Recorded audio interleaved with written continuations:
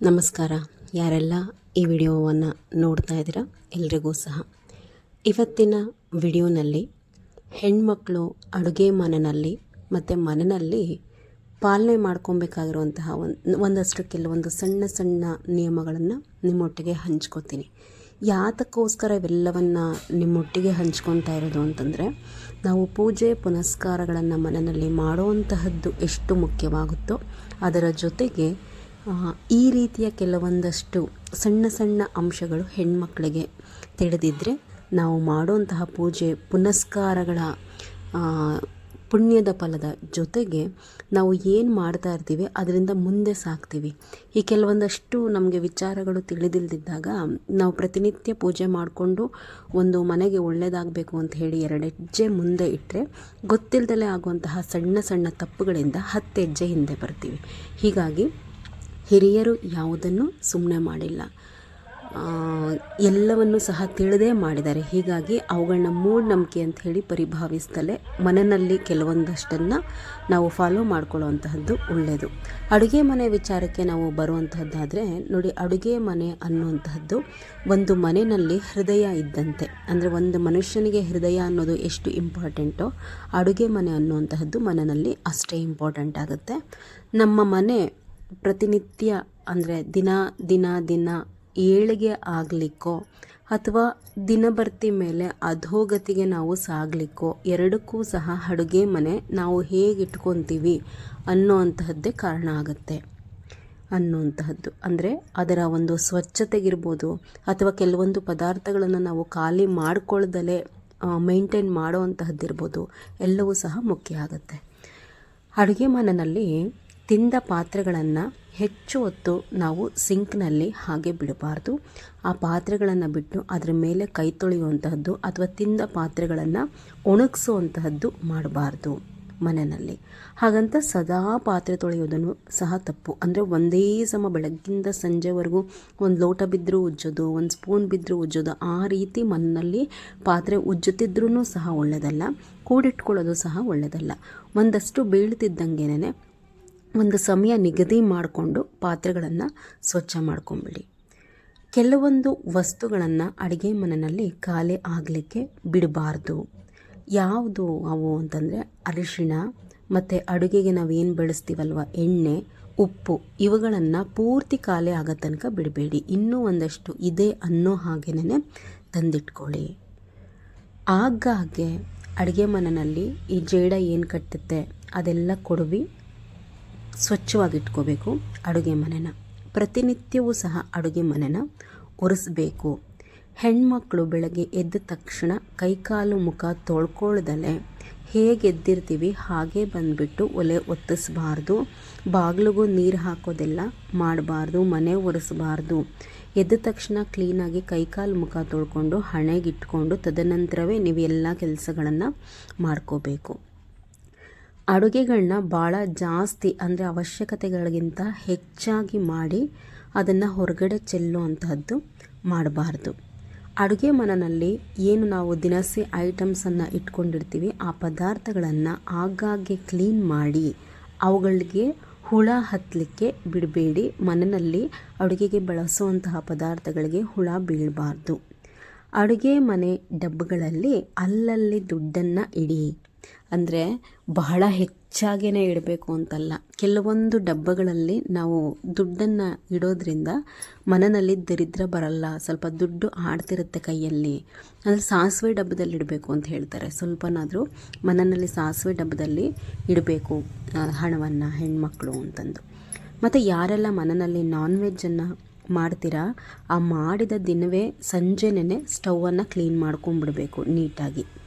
ಮತ್ತು ಬೆಳಗ್ಗೆ ಎದ್ದ ತಕ್ಷಣ ಮೊದಲು ನೀವು ಏನು ಮಾಡಬೇಕು ಅಂತಂದರೆ, ಅಡುಗೆ ಮನೆಗೆ ಬರ್ತೀರಲ್ವ, ಅಡುಗೆಗಳನ್ನು ಮಾಡ್ಕೊಳ್ಳೋದಕ್ಕಿಂತ ಮುಂಚೆ ಒಲೆ ಮೇಲೆ ಹಾಲನ್ನು ಕಾಯಿಸಿ. ಇದು ಮನೆಗೆ ಶುಭವನ್ನು ತರುತ್ತೆ.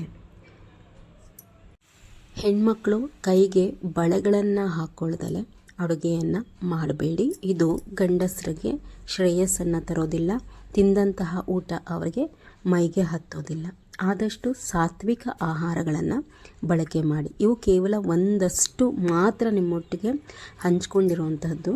ಇನ್ನು ಅಡುಗೆ ಮನೆ ಬಿಟ್ಟು ನಾವು ಕೆಲವೊಂದು ಬೇರೆ ವಿಚಾರಗಳನ್ನು ನಿನ್ನೆ ಮಾತಾಡಿದ್ದೆ, ಇನ್ನೂ ಒಂದಷ್ಟು ಇತ್ತು. ವಿಡಿಯೋ ಬಹಳ ಆಗುತ್ತೆ ಅಂತಂದು ನಾನು ಅದನ್ನು ಎಲಾಬ್ರೇಟ್ ಮಾಡಲಿಲ್ಲ. ಇನ್ನೊಂದಷ್ಟು ಕೆಲವೊಂದು ನಿಯಮಗಳು ಅಥವಾ ಹೆಣ್ಮಕ್ಳಿಗೆ ಕಿವಿ ಮಾತುಗಳು ಅನ್ನುವಂಥದ್ದಾದರೆ, ಆದಷ್ಟು ಬೆಳಗ್ಗೆ ಹೆಣ್ಮಕ್ಳು 5ರಿಂದ 5:20 ಒಳಗೆ ಎದ್ದೇಳಿ. ಎದ್ದ ತಕ್ಷಣ ನೀವೇನು ಮಾಡಬೇಕು ಅಂತಂದರೆ, ಮನೆಯೆಲ್ಲ ಗುಡಿಸಿ ಒರೆಸಿ ಅಂಗಳವನ್ನು ಸಾರಿಸಿ ಒಂದು ರಂಗೋಲಿ ಹಾಕ್ಕೊಂಡು ಮೊದಲು ದೀಪವನ್ನು ಅಂಟಿಸ್ಬಿಡಿ. ಬೆಳಗ್ಗೆ ಎದ್ದ ತಕ್ಷಣ ದೀಪ ಹಚ್ಚಿಬಿಟ್ಟು ನಂತರ ಉಳಿದಂತಹ ಕೆಲಸಗಳನ್ನು ನೀವು ಮಾಡ್ಬೋದು. ಏನೇ ನೀವು ತಿಂಡಿ ಮಾಡಬೇಕು, ಅಡುಗೆ ಮಾಡಬೇಕು, ಬೆಳಗ್ಗೆ ಹೋಗೋರನ್ನ ಕಳಿಸ್ಬೇಕು ಅಂದರೂ ನೀವು ಬೇಗ ಎದ್ದು ಮಾಡ್ಕೊಳ್ಳೋದ್ರ ಮೇಲೆ ಎಲ್ಲವೂ ಸಹ ಡಿಪೆಂಡ್ ಆಗುತ್ತೆ. ಹೊರಗಡೆ ಮಕ್ಕಳು ಓದಲಿಕ್ಕೆ ಹೋಗ್ತಿದ್ದಾರೆ ಅಥವಾ ಗಂಡಸರು ಕೆಲಸಕ್ಕೆ ಹೋಗ್ತಿದ್ದಾರೆ ಅಂತಂದರೆ, ಹೊರಗಡೆ ಅವರು ಹೋಗೋದಕ್ಕಿಂತ ಮುಂಚೆ ಮನೆಯಲ್ಲಿ ದೇವರ ದೀಪವನ್ನು ಅಂಟಿಸಿದ್ರೆ ಅದು ಹೊರಗಡೆ ಹೋಗುವಂಥವ್ರಿಗೂ ಶ್ರೇಯಸ್ಸು, ಮನೆಗೂ ಸಹ ಶ್ರೇಯಸ್ಸು. ಹೀಗಾಗಿ ಮೊದಲು ನೀವು ದೀಪ ಹಚ್ಚಲಿಕ್ಕೆ ಇಂಪಾರ್ಟೆನ್ಸನ್ನು ಕೊಟ್ಕೊಳ್ಳಿ. ನೈಟೆಲ್ಲ ನೀವು ಅಡುಗೆ ಮನೆಯೆಲ್ಲ ಕ್ಲೀನ್ ಮಾಡಿಕೊಂಡು ಮಲ್ಕೊಂಡ್ರೆ ಬೆಳಗ್ಗೆ ಎದ್ದ ತಕ್ಷಣ ಗುಡಿಸಿ ಒರೆಸಿ ಮಾಡಿಕೊಂಡು ನೀವು ದೀಪ ಹಚ್ಚುವಂತಹದ್ದು ಒಂದು ದೊಡ್ಡ ವಿಚಾರ ಆಗಲಿಕ್ಕಾಗ್ದು. ಬೇಗ ಪೂಜೆಯನ್ನು ಮಾಡಿಕೊಂಡು ಆಮೇಲೆ ನೀವು ತಿಂಡಿಗೆಲ್ಲ ಇಟ್ಕೋಬೋದು. ಯಾರ ಮನೆಯಲ್ಲಿ ಗಂಡ ತೀರಾ ಒಂಥರ ಹೇಳಿದ ಮಾತೇ ಕೇಳಲ್ಲ, ಯಾವಾಗಲೂ ಒಂಥರ ತೊಂದರೆ ಕೊಡ್ತಾರೆ ಅನ್ನುವಂತಹವರು ಆ ವಿಚಾರವಾಗಿಯೇ ನೀವು ಕೇಳಿಕೊಂಡು ಮಂಗಳವಾರ ಮತ್ತು ಶುಕ್ರವಾರ ತಾಯಿ ಲಕ್ಷ್ಮೀ ದೇವಿಯ ಪೂಜೆಯನ್ನು ಸರಿಯಾದಂತಹ ರೀತಿಯಲ್ಲಿ ಮಾಡಿ. ಆಕೆಯನ್ನು ಸರಿಯಾದಂತಹ ರೀತಿಯಲ್ಲಿ ನೀವು ಪೂಜೆಯನ್ನು ಮಾಡೋದ್ರಿಂದ ಶುಕ್ರವಾರ ಮತ್ತು ಮಂಗಳವಾರ ಕೇಳ್ಕೋಬೇಕು. ಅಂದರೆ ಯಾವ ದುಶ್ಚಟಗಳಿದೆ ಯಜಮಾನರಿಗೆ ಅಥವಾ ಏನು ಸುಮ್ಮನೆ ಸಿಡುಕ್ತಾರ, ಮನೆ ಜವಾಬ್ದಾರಿ ತಗೋತಿಲ್ವಾ, ಎಲ್ಲವನ್ನೂ ಸಹ ಅಮ್ಮನವ್ರ ಹತ್ರ ಹೇಳಿಕೊಂಡು ಸರಿಯಾದಂತಹ ರೀತಿಯಲ್ಲಿ ಮಂಗಳವಾರ ಶುಕ್ರವಾರ ಪೂಜೆ ಮಾಡಿ. ಶುಕ್ರವಾರ ಯಾವುದಾದ್ರೂ ಆ ತಾಯಿಯ ಸ್ವರೂಪದ ದೇವಸ್ಥಾನ ಇರುತ್ತಲ್ವ, ಹೋಗ್ಬಿಟ್ಟು ಬನ್ನಿ. ನಿಂಬೆಹಣ್ಣಿನ ದೀಪವನ್ನು ಹಚ್ಚಿ ಎಲ್ಲವನ್ನು ಮಾಡ್ತಾ ಬಂದಾಗ ಕಾಲಕ್ರಮೇಣ ಸಮಸ್ಯೆಗಳು ಕಡಿಮೆ ಆಗ್ತಾ ಹೋಗುತ್ತೆ. ಮತ್ತು ಮನೆಗೆ ಕೆಲವೊಂದು ಸರ್ತಿ ನೋಡಿ ಕೆಟ್ಟ ದೃಷ್ಟಿ ತಾಕೋದ್ರಿಂದಲೂ ಗಂಡ ಹೆಂಡತಿ ನಡುವೆ ವಿನಾಕಾರಣ ಜಗಳಗಳು ಬರ್ತಾ ಇರುತ್ತೆ.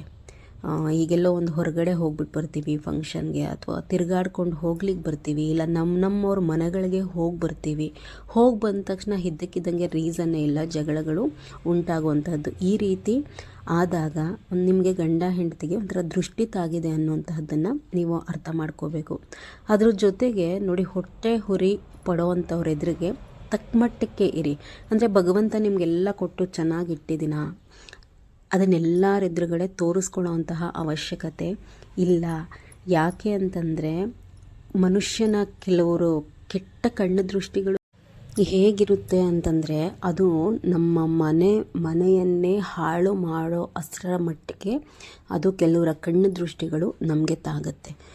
ಏನೋ ಒಡವೆ ಇದೆಯಾ, ಕೆಲವರು ನಿಮ್ಗೆ ಗೊತ್ತಿರುತ್ತೆ, ನಿಮ್ಮ ನೆಂಟರಿಷ್ಟರಲ್ಲೇ ಇರ್ಬೋದು ಅಥವಾ ನಿಮ್ಮ ಸ್ನೇಹಿತರಲ್ಲೇ ಇರ್ಬೋದು, ಇವ್ರ ದೃಷ್ಟಿ ಸರಿ ಇಲ್ಲಪ್ಪ, ಅಂದರೆ ಇವ್ರು ನಮ್ಮ ಕಂಡ್ರೆ ಭಾಳ ಹೊಟ್ಟೆ ಪಡ್ತಾರಪ್ಪ ಅನ್ನೋಂಥವ್ರ ಎದುರುಗಡೆ ಬಹಳ ಒಂಥರ ಒಡವೆಗಳನ್ನು ಹಾಕ್ಕೊಂಡು ಹೋಗೋವಂಥದ್ದು.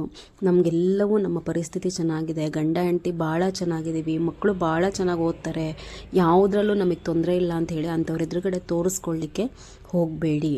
ಒಳ್ಳೆಯದಲ್ಲ ಅದು. ಜನಗಳ ಕಣ್ಣಿಗೆ ಕಲ್ಲೇ ಸಿಡಿಯುತ್ತೆ ಅಂತಾರೆ. ಅಂಥದ್ರಲ್ಲಿ ನಾವು ಹಾಳಾಗೋಗೋದು ದೊಡ್ಡ ವಿಚಾರ ಅಲ್ಲ.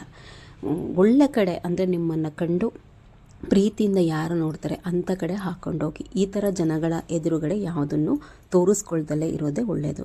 ಈ ರೀತಿ ಗಂಡ ಹೆಂಡತಿಗೆ ಏನಾದರೂ ದೃಷ್ಟಿ ತಾಗಿ ನೀವು ಈ ರೀತಿ ಆಡ್ತಾ ಇದ್ದೀರಾ, ಎಲ್ಲೋ ಹೊರಗಡೆ ಹೋಗಿ ಬಂದ ತಕ್ಷಣ ಅಂಥೇಳಿ ಅನಿಸಿದ್ರೆ, ಒಂದು ರತ್ನೀರು ಅಂತ ಹೇಳ್ತಾರೆ, ಅಂದರೆ ಕೆಂಪು ನೀರನ್ನು ಮಾಡಿಸ್ಕೊಂಡು ಗಂಡ ಹೆಂಡತಿ ಇಬ್ಬರು ನಿಂತ್ಕೊಂಡು, ಯಾರಾದರೂ ಮನೆಯಲ್ಲಿ ದೊಡ್ಡವರಿದ್ದರೆ ಅವ್ರ ಕೈಲಿ ಒಂದು ಕೆಂಪು ನೀರನ್ನು ತೆಗೆಸ್ಕೊಂಡು ಆಚೆಗೆ ಹಾಕಿಸ್ಕೊಳ್ಳಿ. ಇದರಿಂದ ಸ್ವಲ್ಪ ದೃಷ್ಟಿ ಇಳ್ದಂಗಾಗುತ್ತೆ. ಈಗಿನ ಕಾಲದಲ್ಲಿ ಯಾರಿಗ್ಯಾರೂ ಆಗೋದಿಲ್ಲ. ನಿಮ್ಮ ಬುದ್ಧಿ ನಿಮ್ಮ ಕೈನಲ್ಲಿರಬೇಕು. ಯಾವುದೇ ವಿಚಾರದಲ್ಲಾಗಲಿ ಅತಿಯಾಗಿ ಯಾರನ್ನೂ ನಂಬುವಂತಹದ್ದು, ಎಲ್ಲವನ್ನು ಮನೆ ವಿಚಾರಗಳನ್ನು ಬೇರೆಯವರೊಟ್ಟಿಗೆ ಹೇಳ್ಕೊಳ್ಳುವಂತಹದ್ದು ಇದೆಲ್ಲ ಬೇಡ. ಈ ಎಲ್ಲ ಅನುಭವಗಳು ಜೀವನದಲ್ಲಿ ನನಗೂ ಅನುಭವ ಆಗಿರುವಂತಹದ್ದೇನೆ. ಹೀಗಾಗಿ ನಿಮ್ಮೊಟ್ಟಿಗೆ ಹಂಚ್ಕೋತಿರ್ತೀನಿ. ಇನ್ಫಾರ್ಮೇಷನ್ ಇಷ್ಟ ಆಗಿದೆ ಅಂತ ಹೇಳಿ ಭಾವಿಸ್ತಾ ಇವತ್ತಿನ ಮಾತುಕತೆಯನ್ನು ನಿಮ್ಮೊಟ್ಟಿಗೆ ಕೊನೆ ಮಾಡ್ಕೋತೀನಿ. ನಮಸ್ಕಾರ ಎಲ್ರಿಗೂ. ನೆಕ್ಸ್ಟ್ ವಿಡಿಯೋನಲ್ಲಿ ಸಿಗೋಣ.